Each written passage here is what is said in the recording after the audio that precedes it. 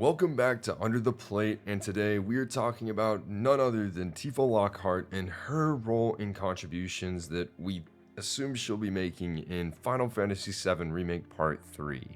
Now, obviously, if you've played both Remake and Rebirth, you know that Tifa has had obviously a huge role in both those games, and there's been a lot of expansions from the original with her character specifically.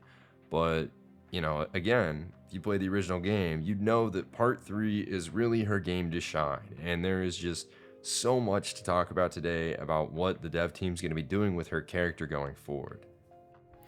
And really, the first place we need to start is the end of Rebirth.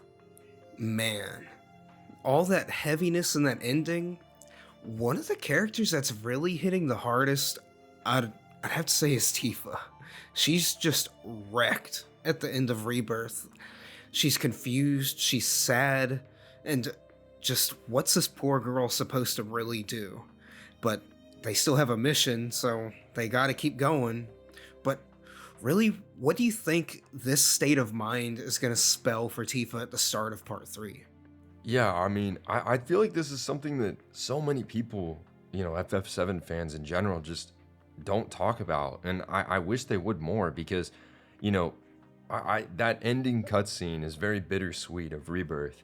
But for me, like, the one thing that I took away is, like, when Cloud's talking, he's like, oh, the rift, and he's like talking about all this stuff, and it's like she is like has a look of horror on her face. She can't even look at Cloud in the eyes. Like, she just, like, there's a scene where the camera tilts up at her and she just kind of looks at the ground and just walks into the tiny Bronco.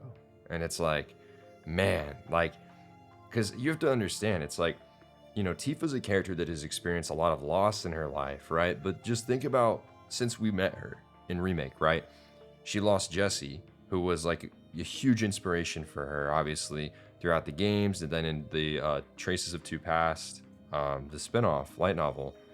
And also, obviously, Aerith, right? Like her, the girl that was becoming her best friend is now gone. So those two are gone. So already she's in this state of, like, my life is crumbling before me. Then you also consider the fact that her home, Sector 7, is gone. The bar is gone. So her home's gone. And then you also now consider Cloud and the mental state of Cloud, and the fact that this whole game of Rebirth was her and Cloud going back and forth, that she just did, she talks to Aerith about the fact that Cloud wasn't in Nibelheim as far as she knows. She doesn't know what to believe. She doesn't know what to trust. And then just to see him go crazy in the temple and she has to pull him back, and he shoves her off. Like, she has no, like, everything that mattered to her in her life is crumbling. And I think that just sets up for such an interesting opening few hours of part 3. Because, in the original game, you don't really get that feeling. Like, it's a very melancholy moment with Aerith dies, but you kind of just keep going. But I'm really curious to see how the developers are going to handle this, because it is one of those things where it's like, no kidding, she is just completely out of it. And it's heartbreaking to see. And that's not just for her. Like, look, the entire party is in a state of disarray after, the events at the Forgotten Capital, except for Cloud, who's living in Cloud 9, literally. But especially with Tifa and just everything that she's gone through, I really do feel like the development team has set up for something that's going to be, really sad to see at the beginning of part 3. Yeah, like, you clearly see at the end of Rebirth, like, Tifa and Cloud, despite how weird and in and out their, like, friendship and relationship has technically been, they're pretty much usually there for each other by at least happenstance when they need each other. And their relationship's deepened a lot since since Cloud's gotten back to Midgar and they've gone on this journey. But, all this has happened. You see all the other party members sad and in disarray. And she turns to Cloud, this person she touts as her childhood friend. They've had tender moments throughout the game, like, at the start in Calm when they talk on the rooftop. that moment in Gongaga. And she really feels that after all this has happened, that he probably also needs a shoulder to cry on too. And she just turns to see, like, just none of the emotion or feeling or just anything she would expect to see in this person she believes she knows. And this really honestly throws her for a loop. And I think the other party members will start kind of seeing this or catching on or have some kind of stray comment, because we kind of see that building up in Rebirth, where they'll be like, oh, this is weird, Cloud's acting strange. And most of that does come from Tifa. She's Hmm. definitely the one who's most in tune to what's going on with him. So this, already in a moment of weakness, just gets hit. And it's going to be interesting to see if they have this carry over into like the starting events of part 3, where everyone's just kind of dragging, you know? Yeah, and I think you make a great, obviously, point with her kind of being Cloud's childhood friend, and I think that actually contributes to the fact of her feelings at this moment, because also we have to remember we went to Nibelheim, and obviously, as we know, Tifa lost her dad at the incident with Sephiroth and the reactor, right? So she has no family left, and her only ties to home is it's Cloud. And they go to Nibelheim. Nibelheim has been completely rebuilt like nothing happened. That home is gone. And, this one person that she has that is in her corner that she can, associate with the past and with home is just completely oblivious to everything going on. And I feel like for anyone, that would be like a super just overwhelming moment, because again, it's like, I just feel like the people don't give enough emphasis on everything that she's been going through, because it's not just Cloud being crazy, it's not just Aerith's death, it's everything that her life has been filled with loss. And again, it's like this one character that's supposed to be there for her just isn't, and it's like that's like that last domino that just throws it all down. And what really makes that hit harder is that promise at the water tower that they had when they were kids before Cloud set off to Midgar. He promised to be there for her when she needs him, be her hero in a sense. And, he came to Midgar and did a lot there and is really living up to that promise. But this is well beyond any of that at this point. There's so much more at stake and so much more has happened. And in this very tumultuous time, she just wants, that safety, that feeling of home, like you said, a connection. And, she's friends with Barrett, she's friends with Yuffie, she's friends with Red, and she's starting to get to know Sid and Vincent, but they're not Cloud. And not having, like, the main person that you rely on be emotionally available for something like that is gonna definitely really get in your head and just maybe even make you feel betrayed or just like a deep sense of confusion. And Yeah. really, gosh, just thinking about having because like you said in the original game, it was like a moment filled with melancholy when Aerith died, and then you kind of just go back to not quite normal, but you're pressing forward and you just get little snippets here and there to kind of remind you or offer like some more development or insight on Aerith and everything that happened. But the big thing with these remakes has been having all these extra scenes and extra dialogue just sprinkled in. And I think if they really just, cause man, just imagine after the wait for part 3, you've been through all that in Rebirth, and then at the start, you're just really reminded of what happened, that Aerith's gone, and the world's fate is kind of just in like the party's hands now, and just you're getting like dialogue while you're kind of doing, the normal, more lighthearted or fun or just kind of whimsical FF7 content. But imagine having that with like the music spun a bit more melancholy, or just having moments where like Tifa's maybe trying to talk to another party member about things or about Cloud, or maybe she tries to talk with Cloud more or ask him little questions and stuff. Because we see a lot of that weird, not quite distrust, but a big thing with Cloud and Tifa is, I believe you've mentioned it before, like, she considers them opposites. Like, she's Cloud's opposite and Cloud's her opposite. And Yeah. I think a lot of times that makes you want to understand that other person. And I think that's what draws her to Cloud. So her not being able to understand this and confer with like the other party members, maybe, I'm just wondering where it'll go, but I'm for certain that it's gonna all be used as like a tool to like build up towards a really big moment towards the end. Yeah. And yeah, to talk on the kind of opposite thing, there's a mention in Traces of Two Past and Tifa's section where she kind of reflects on, Cloud and coming to terms with the fact that, he's a lot not like her and he does things differently and she doesn't understand that. And there's a lot of commentary in that novel that I think will get expanded upon in the live stream sequence. But I do want to say, just talking about Cloud and you mentioned a great point about her interacting with party members. I think we're going to see her really interact and take, find comfort in Barrett because Barrett's someone who was really there for her before the events of Remake and that she's been able to rely on. And I also feel like that will play into Barrett's role of kind of being, a leader in the party, a fatherly figure.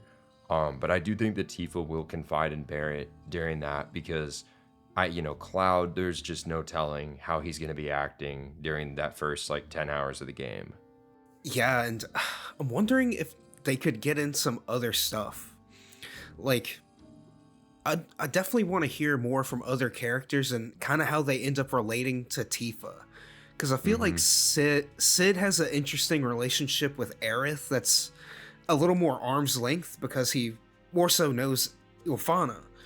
But I feel like him maybe talking with Tifa, because I feel like the rest of the party might be a little more used to or think it's normal the way Cloud's acting. But I figure get someone like Sid up in there and he really starts seeing how everything's going, and I feel like he could also be like an interesting confidant with Tifa because he might not necessarily always have the most kind or supportive words to say. And that is if we roll with the idea that we, threw back in the Sid episode of him kind of like letting his more abrasive traits out from the original game. Hmm.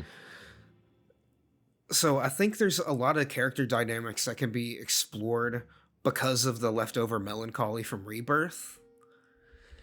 And just, man, I think a lot of that will come to a head at places like the Icicle Inn. Yeah. Because I mean, we'll definitely have plenty of thoughts on that as we continue throughout the year and especially next year. But the Icicle Inn is such an area that I think is going to see a ton of expansion. Just the journey going on that North Continent up to the North Crater is going to be obviously important. In the original game, the Icicle Inn, there's stuff with Professor Gas there. I think that's going to be heavily expanded. And I mean, Sid's a great person to mention of that will be able to, talk with Tifa. I think I'm really interested to see how they incorporate Vincent and Sid into the dynamics of the party. Because like we kind of understand, but like especially with when we're talking about Tifa, like again, I agree that like Sid is someone who is not gonna, he's very blunt. He's not gonna really hold back the punches when he's talking with her. And I also feel like that, I'm interested to see what her relationship with Vincent's gonna shake out to be in that first couple hours of the game. Because I wonder if, because Vincent's very much more of an aloof type character. So I feel like that a parallel could probably be drawn between Cloud and Vincent at this point in the game. Because it's not that Vincent doesn't care or isn't really aware of what's going on, but he's just kind of numb to a lot of stuff and is going to give you the most practical, logical, like take on things with maybe a bit of a chin up, you know? But I think like gosh. So I brought up her and Sid would be an interesting dynamic to explore at this point, but really her and Vincent. Cause maybe she'll try to talk with Vincent a bit, because like I said, he's obviously more in tune than things than Cloud, but has this like reserved nature about him. He even has like that collar that covers up half of his face. So I feel like she might try to bounce some things off or ask him his opinions on something to maybe try to get in Cloud's head more before she literally gets into his head later. Yeah. Because really, a lot of this is going to be just a lot of build up, a lot of just good build up to make these moments later really deliver. And Tifa is just pretty much the central character to a lot of the emotional payoffs near the end of the game, just because of how she specifically relates to Cloud. And there's really a couple new things we could end up considering with that. We'll get to that here in a bit. Yeah. But ultimately, it's going to be a really... I'm just really curious, because they could just end up going more the original FF7 route, where people might bottle it in, possibly. Like, they might have their, like, little whatevers there at the start, but then might try to bottle it in for the sake of, you know, keeping pace and keeping things going. But I think if they went with that execution, that could also have some interesting deliveries and moments. Yeah, no, definitely. I think that it's going to be really interesting to kind of see the build up to, again, you know, we might as well hit one of the big scenes here. You know, the North Crater. That's a huge moment in Disc 2 that basically, you know, Cloud hands over the black materia and, you know, has a huge mental breakdown and is just, you know, this, I like this husk of a body, basically, right? Like this mindless person as a result afterwards because of maca poisoning. And I think that this whole scene is going to see a huge elevation. You know, we've talked about it in the past, but, you know, there's two big plot lines that are going to come to fruition here in the North Crater. One of them is Aerith's death, and the fact that every single person in the party saw it as it is, and Sephiroth now gets to use that as leverage against Cloud and, you know, toy with him basically, which could induce his breakdown, right? The other one is this idea that Tifa isn't real, that Tifa died. And there's, you know, Sephiroth planted this seed in Cloud, like right from the beginning of the game. And you continue to see this, and it's a very brilliant elevation and expansion of the whole kind of Tifa Genova flash that happens in the North Crater in the original game. And so I'm really curious to see how that's going to expand out, because, you know, I think not only if Sephiroth is able to manipulate Cloud into, you know, believing that Tifa isn't real and the one person that he thought he had on his side, you know, and like same thing for Tifa, like one person that he thought that was there for him in a way that no one else is not there anymore. And then also Aerith is dead. Like, I feel like he's going to go crazy. And so, you know, one thing that I kind of have been brewing about, and we'll probably make a video about this more in detail at some point, but I've really been toying with the idea that at the North Crater, like, all of this is going to come to fruition, and especially the Tifa Genova stuff, which will potentially lead us to have a boss fight with Cloud against the party, with Tifa being the party leader. That could honestly be kind of cool. But I was also thinking, like, you were talking about the original and the Genova Flash. I'm wondering if we could have a scene that almost mirrors, like, the end of Rebirth, where you're having to, like, you know, hold the triggers to make Cloud fight back against, like, striking Aerith. Yeah. I wonder if we could have a... Because I think having a scene like that with Tifa would kind of, like, parallel some of that stuff in Chapter 9 in Rebirth. Mm-hmm. Because I think that's another thing that could end up being picked up and mentioned some more, is just, like, that was, like, until, like, the ending of Rebirth, that was, like, the really big, like, what is going on, Cloud? Like, what's going on with you, buddy? that was that big moment then. Yeah. So Tifa's already been worn down. Then everything happened at the City of the Ancients. And if something like that happens again at the North Crater, I think that obviously things will end up getting better.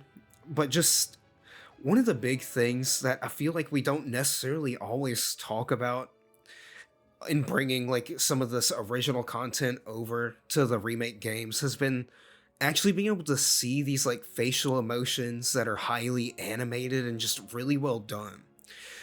Like so many of the big things like with Final Fantasy ever since its jump to 3D has been adding more and more cinematic elements.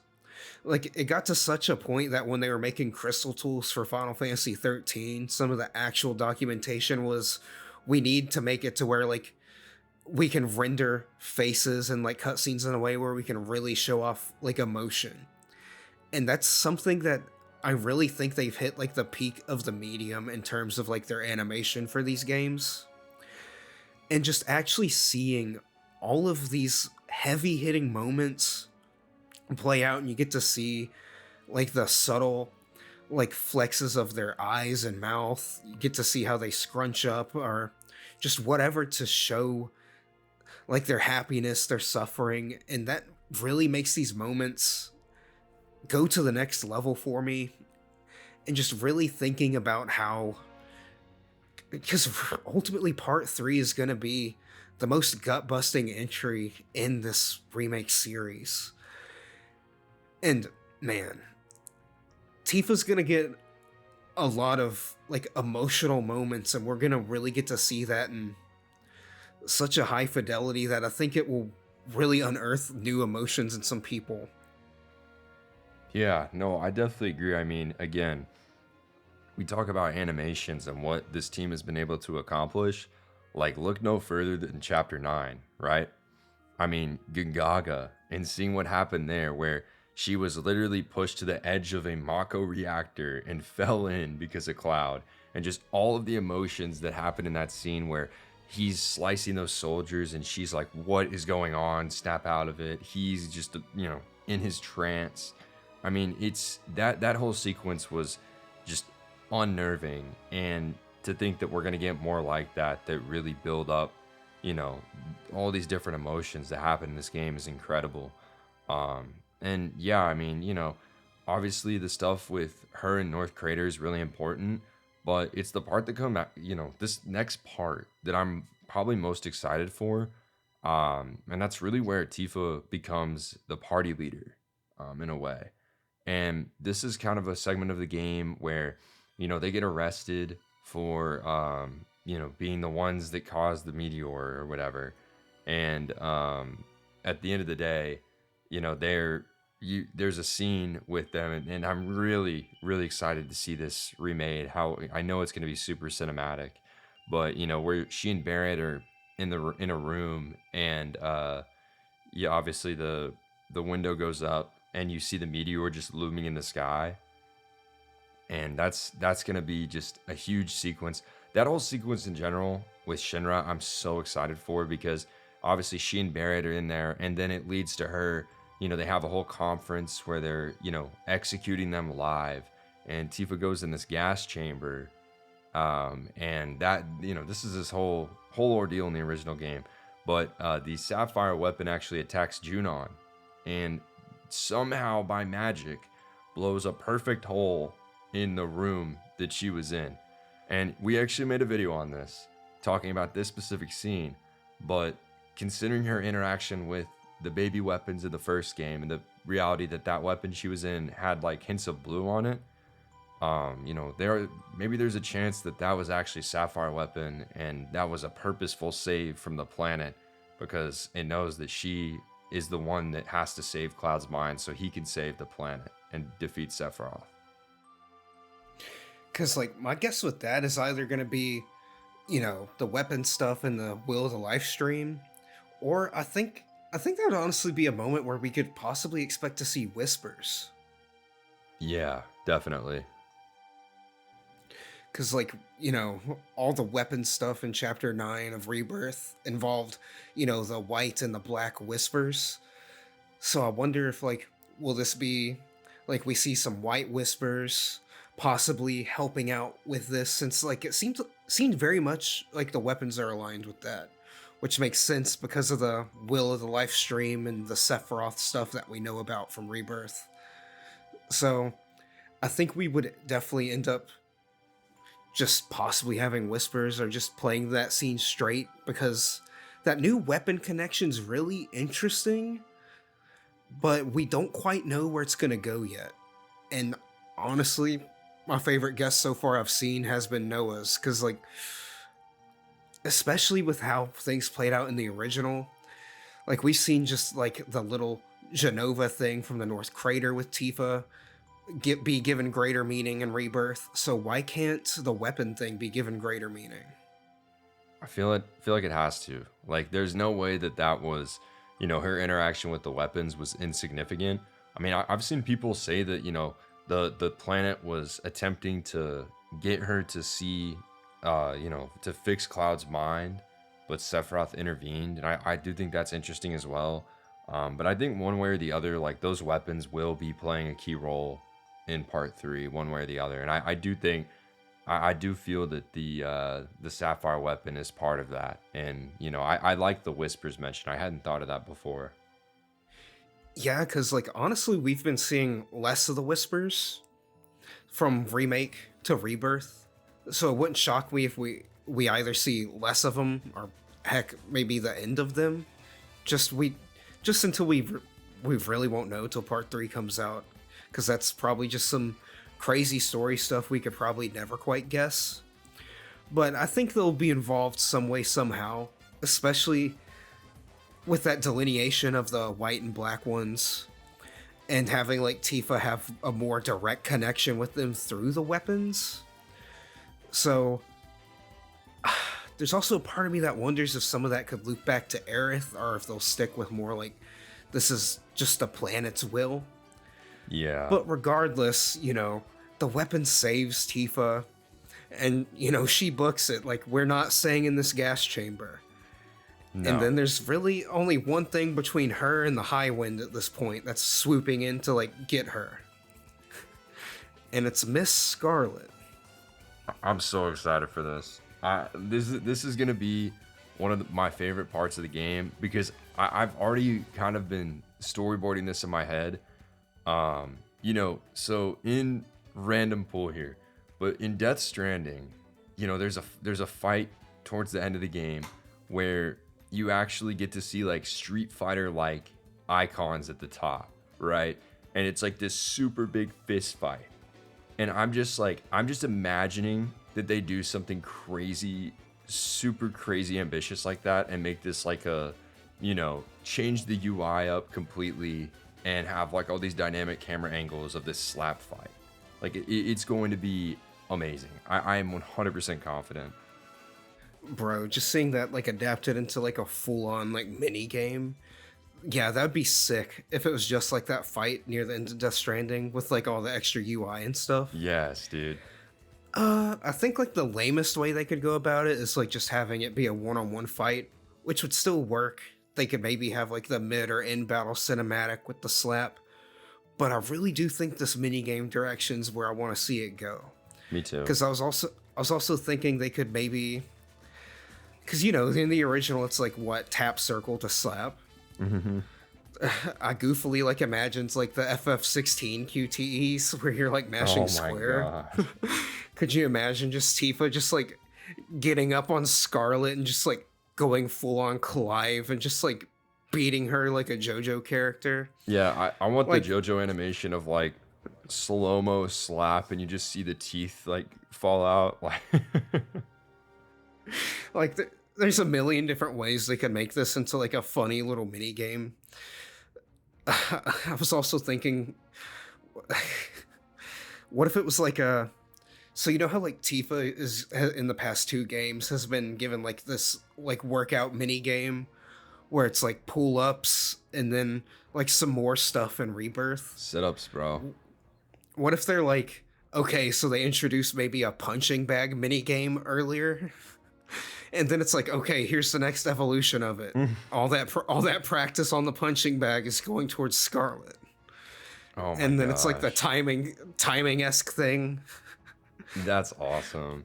Yeah, Like, I just man, hope I don't think they'll do it. Like I can't imagine them doing this, but I will say like the biggest disappointment for me is if this was somehow like a cutscene. Like this has to be a playable, interactable thing. that's the thing for me. I think it would just be so limp to have it be a cutscene or even just like a normal fight, because they did such a good job in Rebirth of adapting old mini games, but also bringing in new ones. And I already know they said that they're probably going to cut down the minigame count, but I feel like that should only ever be for like extra mini games. Yeah. I think just these little like segments that they had in the original FF7 are more than likely going to come out, more or less is how they intended them to be, as like some type of little mini game or gameplay insert. No, agreed. I mean, this is a super important part of the game, and also like, yeah, they said that they understood the minigame feedback, but in reality, I'm y'all are crazy. A, B, I don't think they're going to be cutting down on them. I think that they're going to be cutting down on like, okay, you can go destroy some boxes as Yuffie or Cloud, but like I don't think that I don't see them cutting down on mini games the way that people think they're going to cut down on them. Like there's still going to be at least a dozen new ones, I guarantee you. Yeah, and I think a bunch of people also just need to replay original FF7 because there's either some type of mini game or, atypical gameplay interaction, like constantly. I Like, mean, I all I gotta say is I hope y'all are ready for Northern Continent and doing some squats, man. I keep that body temperature up. and I mean, they even kept that up in Crisis Core. So, We know it's coming. We know it's coming. I mean, I'm just saying, man. That's oh my gosh. That is gonna be. I'm already imagining the complaints. man.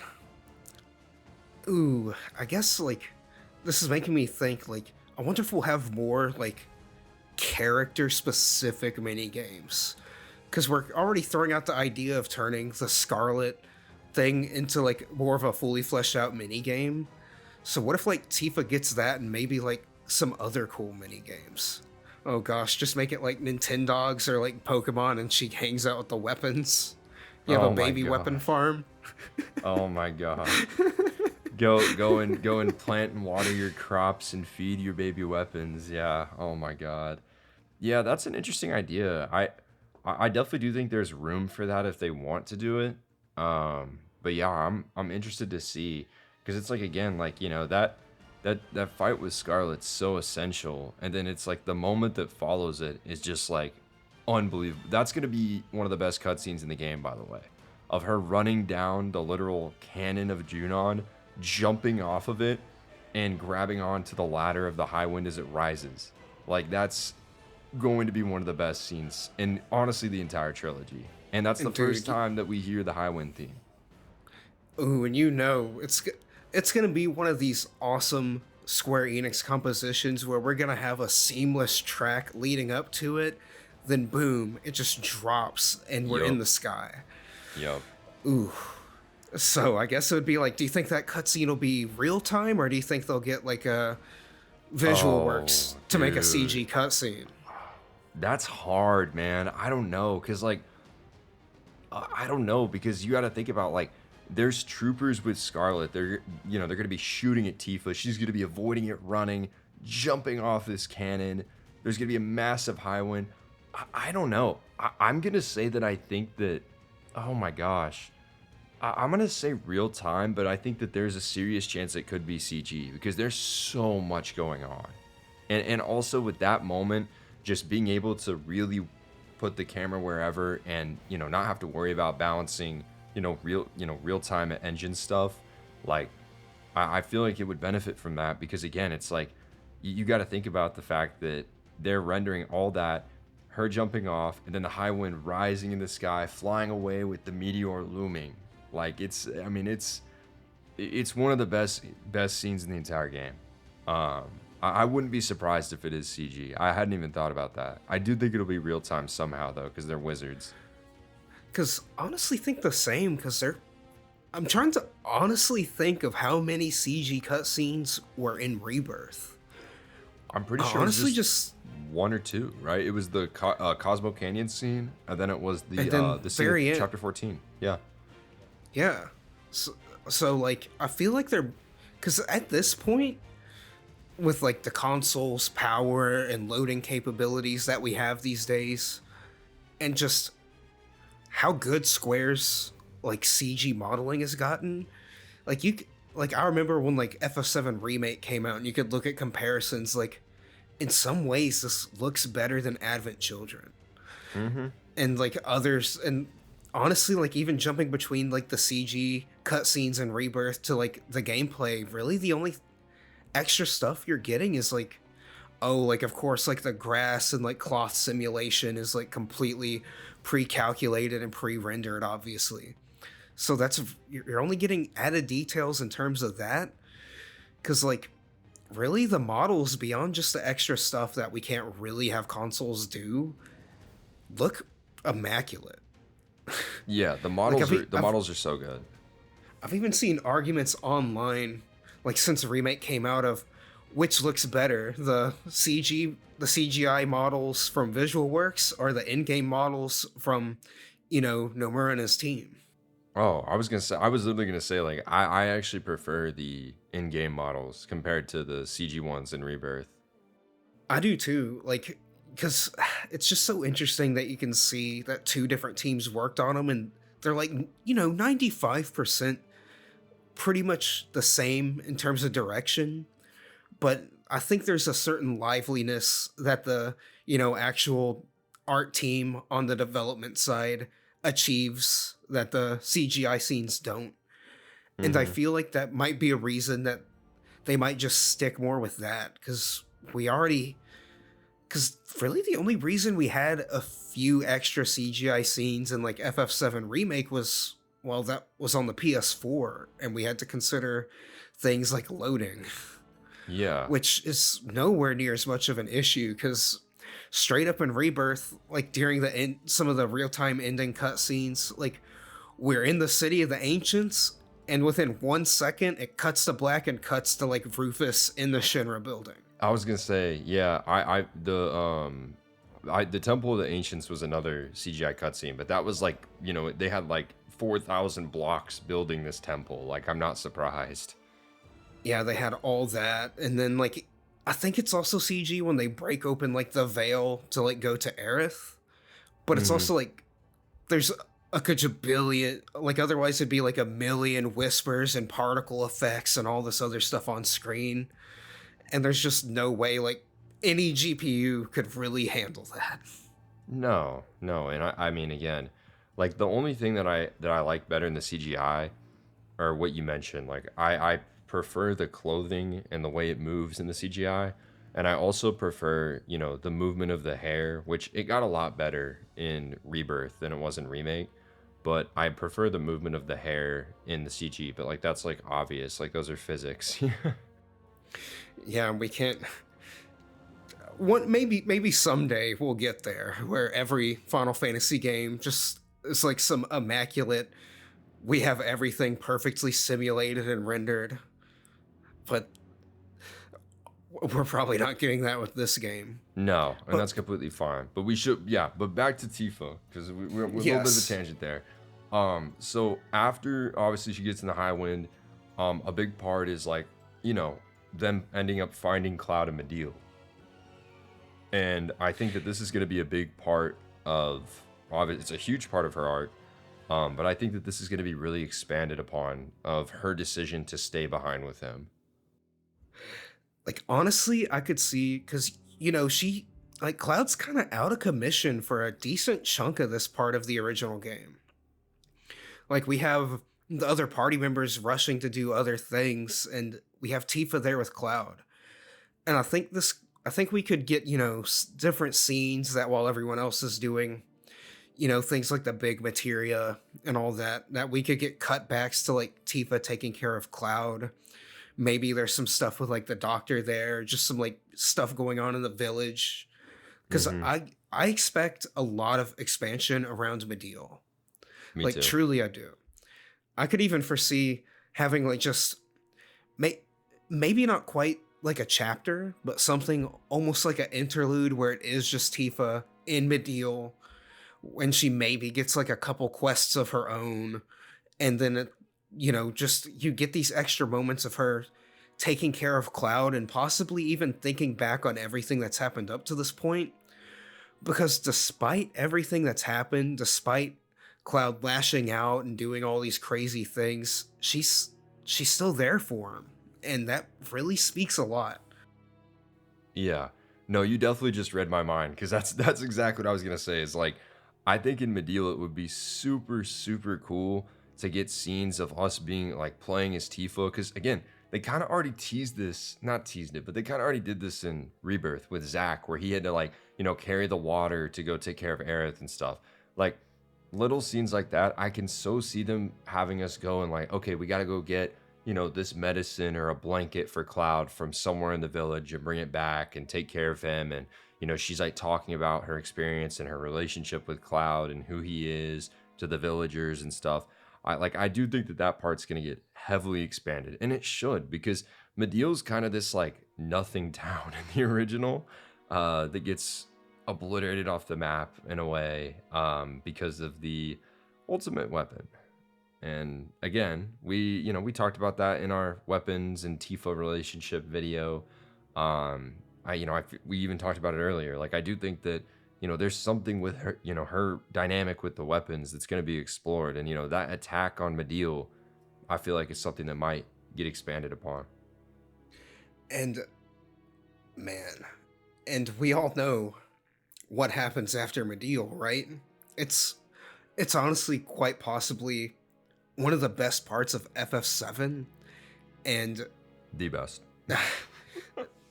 like it's one of the biggest moments in like the entire compilation, and it's integral to two of the main characters, and that would be Tifa and Cloud. So a lot of the segment in the original is like Tifa offering a bit of commentary while actually seeing like the truth of some of the events or like things from Cloud's perspective. And we got a little taste of this in Rebirth in a way. When she's in the weapon in the live stream during chapter 9. But that was really just the tip of the iceberg of what's to come. Cuz honestly, I don't think we're going to be looking, moving the camera around, looking in the weapon orb and looking at specific points and pressing triangle. I believe we're going to honestly be like down there walking around as Tifa, like even following like these apparitions of Cloud and like interacting with them, much like the original game. But I'm wondering, do you think they'll have like more or extra moments alongside the ones from the original? Or are we just gonna really like dive into what was already there, expand, and really like sail this ship home? Yeah, so this is a really interesting topic for me because, there's a lot of people online that have pointed to like Aerith and Zack and this being this whole like everyone is there in the live stream helping Cloud thing. Um, and I don't think that's gonna happen for a couple of reasons, but mainly because like this moment is so integral to both Cloud and Tifa specifically that they need to be the focus. Um, and so I do think, this is something I've kind of thought about before. I do think that, that maybe Aerith and Zack are involved in a way of, hey, maybe like while Tifa and Cloud are in the live stream, obviously they're vulnerable to Sephiroth, right? So, maybe there's a scene of, there's a race against time for Tifa to fix his mind while Aerith and Zack are protecting them from the outside or something. But I do think that the content in the live stream sequence is going to focus on Cloud, and it's going to focus on, Tifa and everything else. I do think that there is a chance that Aerith's death will be brought up. But I think that that's going to be more reserved for the return to the city of the ancients, because the whole party's there. But I do think that there's a chance that that gets brought up, and Tifa sees like that perspective, and they're able to kind of work through that grief together. But that sequence again, that is the scene, that is Tifa's, I don't want that, I don't want to say it's her entire purpose, but like this is what the story builds her up to be, the one who saves Cloud, and in reality saves the planet by bringing Cloud back to reality, right? So I think that this scene is so important to be done right. And I have a feeling that's probably what the devs are going to do. Like you said, just really big expansions of, what we saw there. And I mean, I honestly see this as being like an hour to an hour and a half long sequence. Like it's going to be significant. Because honestly, I'm thinking, in the original, it is very much you walking between these segments and kind of reading or watching what's going on. But I'm almost expecting a little more interactivity. Like, I wonder, like, I kind of think, there's a lot more walk and talk type things where you actually get to see things happening around you in Remake and Rebirth. So I think a good chunk of this segment might be framed in that way. But man, I'm wondering what else they could really add to that segment. Because I already foresee them like just expanding that stuff. But I wonder if like we're gonna get like extra commentary from Tifa in some ways, like her offering her perspective more, or maybe trying to connect with Cloud in different ways while trying to, fix all that is broken here. Yeah, I think we will, because we talked about it at the very beginning of this episode, but in Traces of Two Past, Tifa actually kind of really reflects on, her background and interactions with Cloud as a kid, and we kind of saw the brief moment of this in Rebirth in the live stream bit, where she actually saw Cloud was the one that, the realization that Cloud saved her and that stuff there. And so I think that, her internal feelings of Cloud, and I think really for her, this is going to be a moment for her to really talk about Cloud, about how he's, the way he's acted has worried her and all this. And she's going to be able to tell Cloud how she's felt throughout the last two games. And also, again, tie back to that Traces of Two Past bits about her childhood with him. And I think that, obviously Cloud is, the focus being his mind, but I do think that there's going to be a lot from Tifa. And I, there's stuff, obviously, the reveal that Cloud was not in First Class Soldier and it was Zack. Like, I feel like that she is going to be able to talk about Zack because, again, like, she talks with Zack and even asks Zack in Crisis Core, like, hey, do you know of any soldiers like this, right? Like, I mean, this is stuff that she emails him in Crisis Core that I feel like could even be touched on, of like, I emailed him, blah, blah, blah, or something, But, no, I definitely think that for her, this scene is important for them to expand upon, giving us more from Tifa's perspective and her internal feelings and not just Cloud. Because I feel like a lot of that segment in the original, like, it's been a minute since I've played it, but it really is more to like reveal like the truth surrounding Cloud. And one of the best parts of the remake games has been all of the extra dialogue, because it feels like every character kind of has something to say, think, or feel about any given moment or interaction. And I think that's going to really, really elevate the scene in general. And I gotta say, just thinking about how they've been incorporating Zack more into the story, I think it'd be really gratifying actually having Tifa talk about him more and having this big, like, oh wow, oh snap moment of like, Mhm. okay, like she actually had remembered everything surrounding that event correctly, but then it'll be her like realizing why Cloud didn't. Yeah. And also, on that, I think that's also an interesting place for Cloud to even bring up the fact that he saw and interacted with Zack at the end of Rebirth. Because there's not really a way for him to do so throughout the game.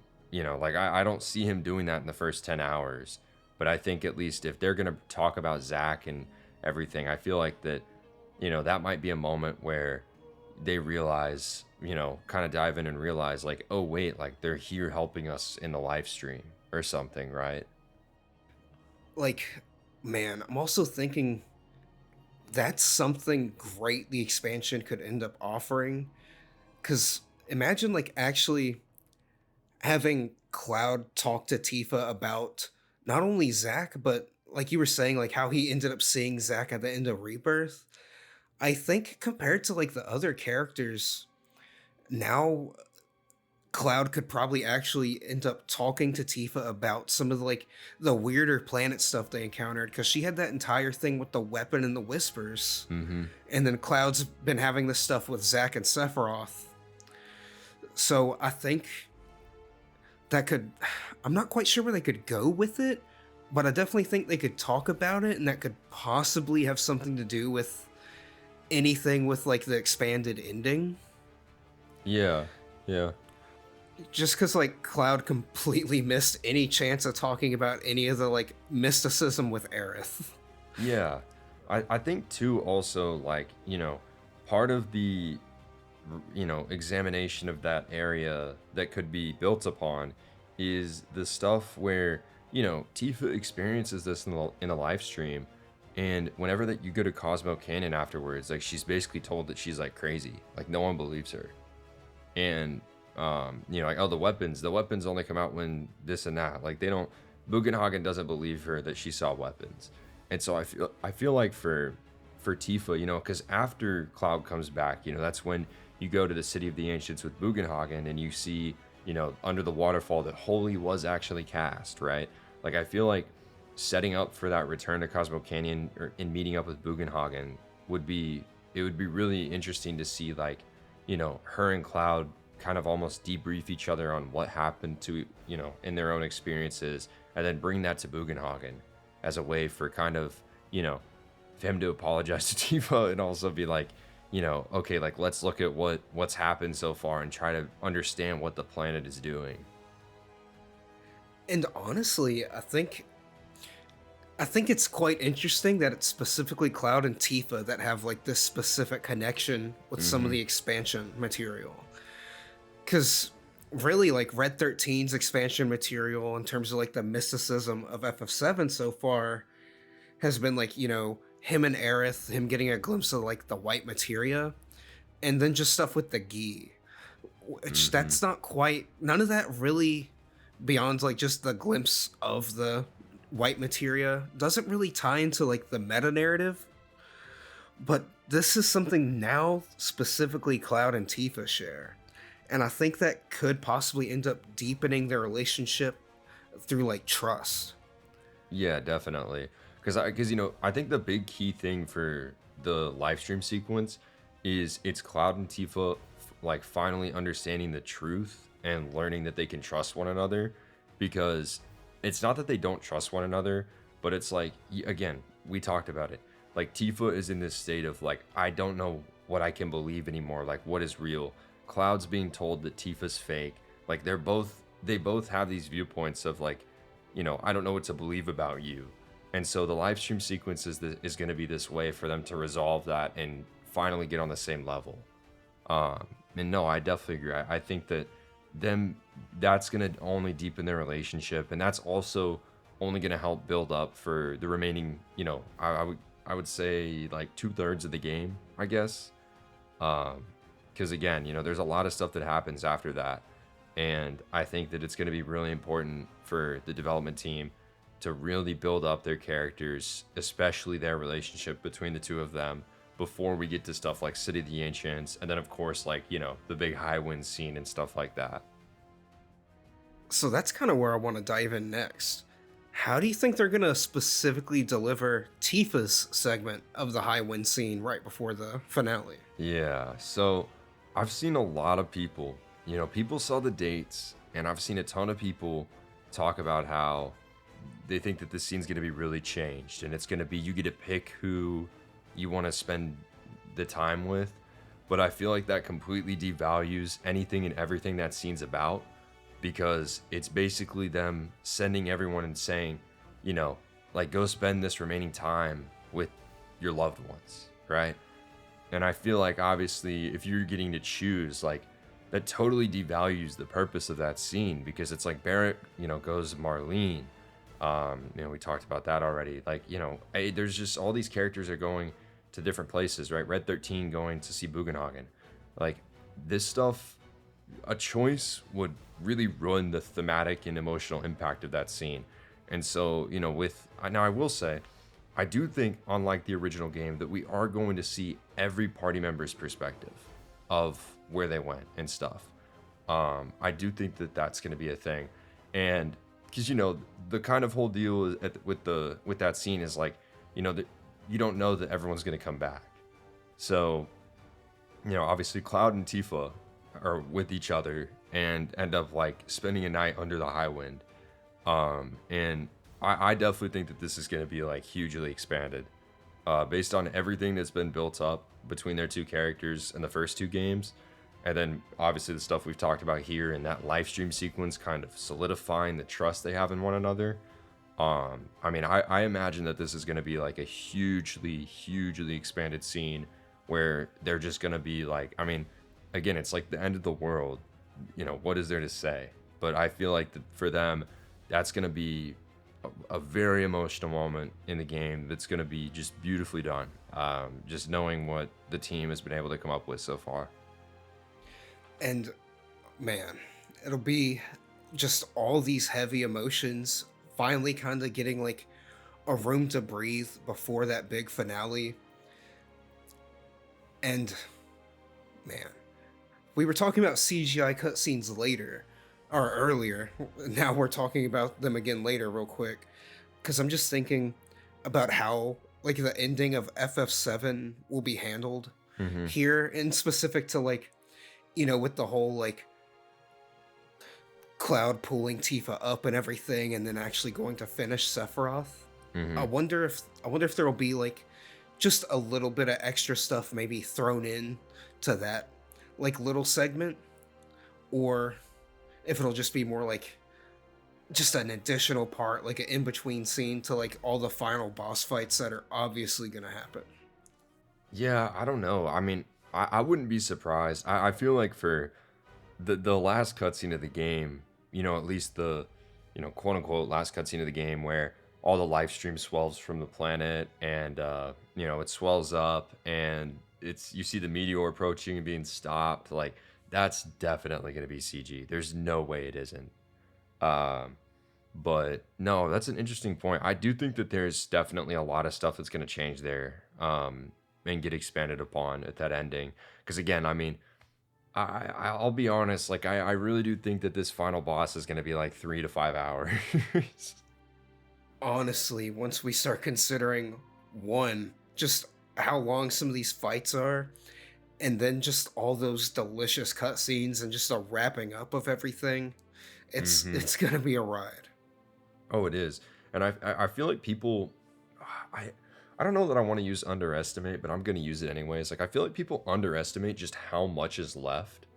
Like almost to the point that with expansions, I almost expect this story to be like, because I think you can clear Rebirth and Remake in like 30 hours. Like I definitely expect this game to be 40 to 45. Like there's so much more to tell in this one than the others. Yeah, I genuinely think it's going to be so much longer. And just think about how much of this like playtime we're going to be with Tifa, really. And if we're going to see Tifa on screen a lot, Rebirth kind of teased us with costumes. So please, part 3 needs like, I think just way more costumes. Yeah. I'd say give everyone winter outfits when they're up around Icicle Inn even. Let's start doing a little bit of that. No, I'm like, man, ever since like I've been thinking about part 3, I've already kind of like had winter costume designs in mind for like every single party member. I'm like, okay, there's no way that Tifa or Barrett is walking up into Icicle Inn wearing what they're wearing. There's no way. So and also I will say like again, it's just the tone. We will definitely make a video about this because it's the more we talk about it, the more interesting it is to me. Like the tone of that area is going to be so interesting because like there's no way it's like happy positive, but I almost wonder if they're gonna make Icicle Inn some kind of like resort and kind of use it as a way for the party to like take their mind off of what's going on. But it's going to be really, really interesting to see what they do with that because, again, costumes are a must regardless. Like I really loved all the ones they did. Like the swimsuits were awesome. The Midgar 7th Infantry ones were great. So I'm hoping that we get a lot more, but I think the winter ones have to happen. Like there's no way we don't get those. Like, I just think it would. I would even say let's make it like more of a joke because we have we had the swimsuits for Cloud, Aerith, Tifa, and Yuffie. Or And am I Barrett, thinking of am I thinking of Yuffie's Ever Crisis no, swimsuit? she did get one. She had one. Okay, just making sure because Ever Crisis is just always throwing out amazing costumes that they should honestly just port into Part 3 just for fun. Like, but what I was saying is like, we still have to have the squat mini game of Cloud keeping his body temperature up. So maybe Cloud's like the only one who doesn't get winter clothes or something, like him in Red. Like Yuffie might just throw on like her Moogle cloak or have like a more wintry themed one. Vincent probably won't wear anything extra. And then, Tifa, Barrett, and Sid are actually bundling up a bit. And then here's Cloud with his sleeveless turtleneck doing squats. Yeah, dude, I'm sitting here. I actually think I was tripping. Like, I don't think I'm 95% sure we don't get Yuffie swimsuit. No, I'm definitely wrong. It's Cloud. It's Cloud. Barrett gets the sailor outfit, and then Tifa and Aerith. But That's so we strange. do see Yuffie in the swimsuit. We just don't. It's not unlockable. That's really weird now that we're bringing that up. Like, because I thought I was tripping because I swore she had a swimsuit in that game. But Yeah, then, she like, everyone does. has swimsuits in Ever Crisis. Yeah, yeah. No, it'll be interesting. I'm very curious. We might have a video coming out on this soon about just costumes in general because I think it's a really fun talking point. And like I'm someone who like anytime you can customize stuff in the game, I like to keep it like the original. Like so I switched back immediately to all like the standard outfits for the characters. But the second that the story was over, like I'm like, oh, let's roll. Like let's get the Oh, crazy yeah. outfits out here. But no, I'm very like I want the the Buster Sword. I want this. I want that when I'm playing the story. But after that, it's like, all right, boss. Like let's get going here with the fun stuff. So I'm hoping that I feel like that'll be a really fun like way to give some unlockables for post game. Honestly, because I think that's just such a good reward, especially if they have like temporary costumes, like they only wear like the winter ones during this segment. Maybe they have some like Wu Tai flair or something when they go Hmm. there. But really, it's just I'm just wanting to play dress up with these characters because really they'll look good in pretty much anything that these designers put on them. No, yeah. I'm just thinking about this, dude. Like, there's no way we don't get the winter costumes. Because are you meaning to tell me that poor Tifa is gonna have to go in 30-degree weather and climb? Like, no way, dude. None of these characters, there's no way they do this. Like, they're gonna have to get costumes. So, yeah, no, I'm really looking forward to seeing what they make there. And I want to bring one last point before we head out. So there was a mention of this at one convention that Hamaguchi was at or some live stream, but they're like, oh, we might even see Tifa suplex a kaiju. I'm like, I need to see that. She already like knocked out the dragon with her boot in chapter 13 of Rebirth. So I really want to see her suplex a kaiju. Like that needs to happen. Whoever is at Square Enix cooking up stuff like Nojima, let's write it in the main story. Let's make it happen. Like we already have suplex the train. We need to suplex the kaiju, and it should be an instant kill. Yeah, no, like It shouldn't even be a battle. She just goes over, grabs it, and suplexes it. Like, let's see it happen. So that makes me wonder. So some of the weapons are depicted so huge, but then it's like when you fight Emerald or Ruby weapon, they seem kind of smaller. So Hmm. I wonder if they'll just like save that for like those extra fights, or if it'll be like, oh, we somehow like almost have like a Bahamut Sin Advent Children esque scene where they manage to get Tifa to grab onto one of the really huge weapons and just finish it off. Yeah. I don't know, man. It's gonna be something, man. They're gonna have to do something because you can't throw this idea out there and then not do it. Like it's so good, man. Maybe Tifa can become a weapon and she's a kaiju and it's Attack on Titan. Oh my gosh. Yeah, I don't know about that. But yeah, guys, I think that's gonna do it for our discussion. Obviously we're super stoked to see, what the dev team has in store for Tifa, especially with the North Crater, the live stream sequence, and then, obviously everything else we talked about today, the high wind scene. You could definitely count on us making, sole videos on those and diving into those topics further in the future. But we kind of just wanted to overview everything that Tifa has, potentially going on in part 3. So with that being said, thank you guys so much for tuning in. Be sure to let us know down below what you're looking forward to from Tifa Lockhart in Final Fantasy VII Remake Part 3, and we'll catch you in the next episode.